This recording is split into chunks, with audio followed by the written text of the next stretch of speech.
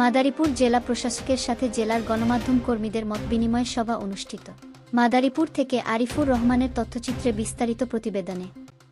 মাদারীপুরে নবাগত জেলা প্রশাসক ও জেলা ম্যাজিস্ট্রেট মিজ মর্জিনা আক্তারের সঙ্গে মাদারীপুরে কর্মরত বিভিন্ন গণমাধ্যম কর্মীদের মতবিনিময় সভা অনুষ্ঠিত হয়েছে। সোমবার ৬ এপ্রিল দুপুরে জেলা প্রশাসকের সম্মেলন কক্ষে এ সভা অনুষ্ঠিত হয়। সভায় জেলার সার্বিক উন্নয়ন, জনকল্যাণমূলক কার্যক্রম জোরদার এবং প্রশাসন গণমাধ্যমের পারস্পরিক সহযোগিতা বৃদ্ধির উপর গুরুত্বারোপ করা হয়। একই সঙ্গে অনিয়ম ও দুর্নীতি প্রতিরোধে সাংবাদিকদের দায়িত্বশীল ও বস্তুনিষ্ঠ ভূমিকার প্রয়োজনীয়তার কথাও তুলে ধরা হয়। এই সময় জেলা প্রশাসক বলেন, মাদারীপুর একটি সম্ভাবনাময় জেলা। জিরো টলারেন্স নীতিতে প্রশাসন কাজ করছে। গণমাধ্যমের গঠনমূলক সমালোচনা প্রশাসনের কাজকে আরও গতিশীল করবে। উন্নয়নের ধারাবাহিকতা বজায় রাখতে সবাইকে একসঙ্গে কাজ করার আহ্বান জানান তিনি।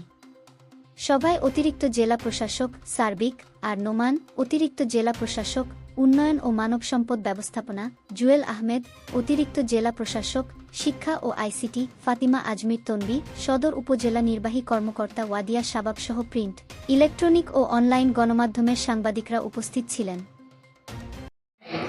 আমি আমার কনসার্ন অফিসার থেকে বলেছি এটা আমি এভাবে অ্যাড্রেস করব এবং এক সময় আমার গৃহীত ব্যবস্থাগুলি এবং সমাধানগুলি আমি ইনশাআল্লাহ আপনাদের সাথে শেয়ার করব।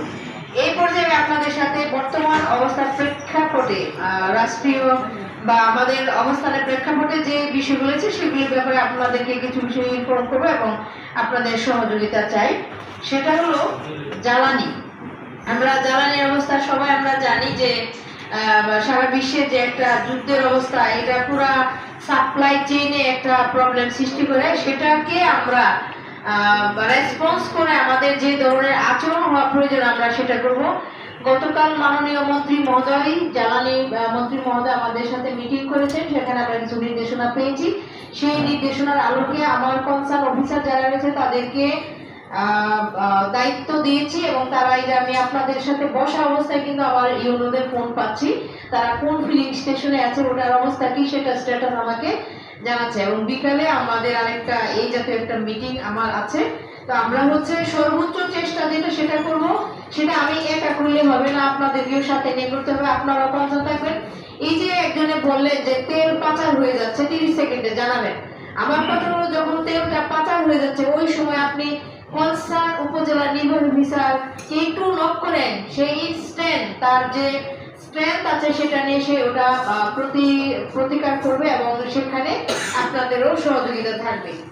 আর মজুদের প্রশ্নে আসে না যে বিষয়টি, সেটা হচ্ছে আমাদের গত বছরের যে ডিমান্ড ছিল সেটা প্রেক্ষাপটে মার্চ মাসে একটু ছিল, মানে সেই ডিমান্ড অনুযায়ী সাপ্লাই দিতে পারে নাই, কিন্তু এপ্রিলের যে ডিমান্ড রয়েছে সেই জায়গায় তারা রেসপন্স করবে। এটা আমাদের ডিপো থেকে মেসেজ পাওয়া। আমরা এটা তদারকি করছি।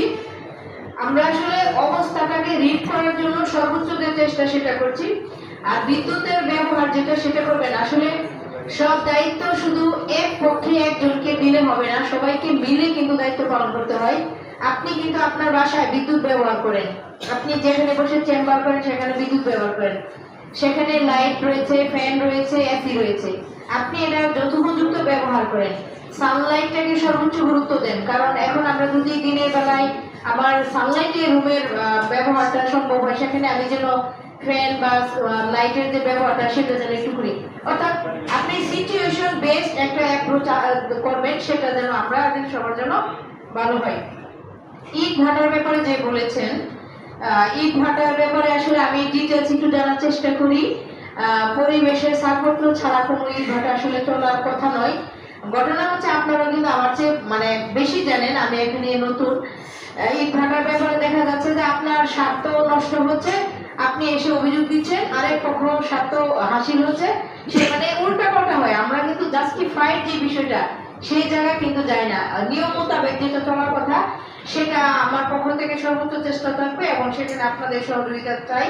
এবং শিক্ষা প্রতিষ্ঠানের পাশে আসলে ইট ভাটা থাকার কথা নয়, সেখানে হাইকোর্টেরও একটা নিষেধাজ্ঞার বিষয় আছে, আমি তো জানি। এই ব্যাপারে কিন্তু আপনারা সবাই সচেতন থাকবেন এবং সঠিক ইনফরমেশন দিবেন।